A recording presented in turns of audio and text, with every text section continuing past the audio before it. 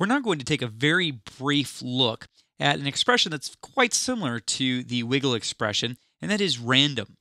Now, the reason why we're going to breeze through this really quickly is because wiggle is infinitely more helpful than is random. What random does is it generates just random values. The benefit of wiggle over random is that wiggle kind of wiggles around the values that you set.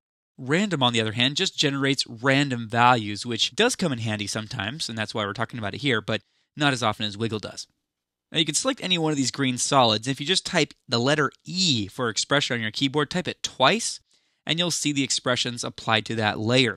And by the way, what we could also do is come up here to this new search area in the timeline panel, new in After Effects CS4, just type in random.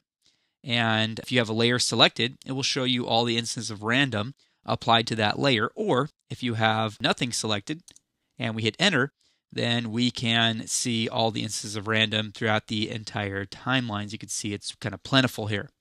So here's what I did. I wanted to create a sea of green solids in 3D space, rotated in different directions and at different Z depths, just all over the place. So what I did with these 3D solids is created a random expression both for their position and orientation. And then I applied the random expression to each dimension in the array and gave it some randomness.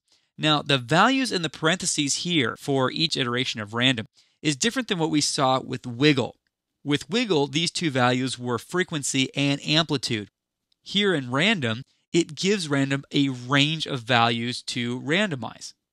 So by saying 0, 720, I'm telling random, basically for the X position, that you could randomize this anywhere between 0 and 720.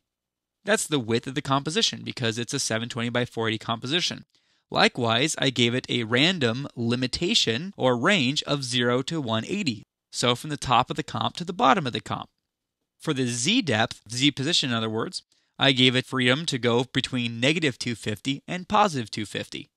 I also allowed it to do one complete full rotation from 0 to 360 for X, Y, and Z orientation. Now, as I advance from frame to frame here, you'll see that they are randomizing on every single frame. This is also different than what we saw in the wiggle expression, whereas the wiggle expression tends to just kind of hover around a certain value. But all the same, for what I wanted, a space load full of solids, with solids rotating and positioning themselves all over the place, the random expression worked great. Oftentimes I'll apply random to something like opacity. If I selected a layer here, and this isn't one that we can see, maybe we'll click one that we can see. We'll scroll down until we find that one, and we'll hit T for opacity and create an expression there.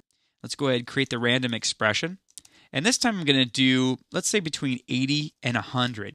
So basically, I'll allow it to give me a random value between 80 and 100. And let's accept that and solo this layer. And now as we play this back, well, it's kind of all over the place, so we're not really able to see the differences in opacity. We can see it here in the timeline as we are moving, that we're getting different values between 80 and 100 every single frame. So a lot of times for like lights in the background, if you want to create like a flicker, random might give you more intense randomization than wiggle would.